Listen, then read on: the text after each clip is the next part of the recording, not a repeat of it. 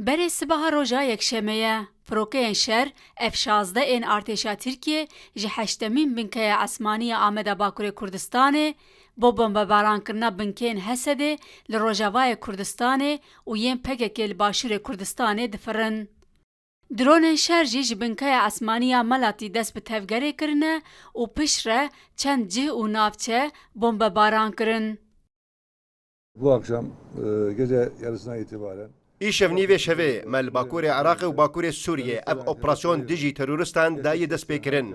Me bi awayekî hestiyar ev plan kir û spas bo Xwedê got serkeftiye. Di vê operasyonê de jî me bo zerar negihê kesên bêtawan û jîngehê hemû tedbîr wergirtine.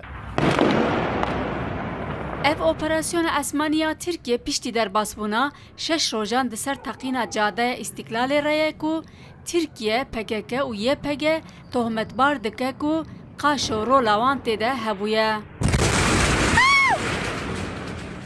Fermandarê giştiyê Hêzên Sûriyeya Demokratîk tohmetên Tirkiye red dike. Êrişên belafirin dewleta Tirk li ser herêmê me dewam dike ji saet 12 dest pê kir ji herêma Şehbada yanî dîrikê. Di vê êrişê xwe de ferq û cudabûn nekir navber cihê me eskerî û sivîl hemî der hedef girtin. Heta ferq nekir navber cihên ku hêzê me lê hene û ku hêzê dewleta Sûriyê lê hene. Hejmarek şehîdê me û birîndar hene.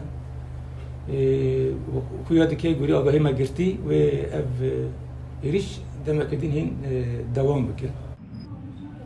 Li Başûrê Kurdistanê jî firokeyên şer ên Tirkiye, sînorê Şengal, Rewandis, Ciyayê Assos û Qendîl bombebaran kirin. Arkadaşlar iyi akşamlar.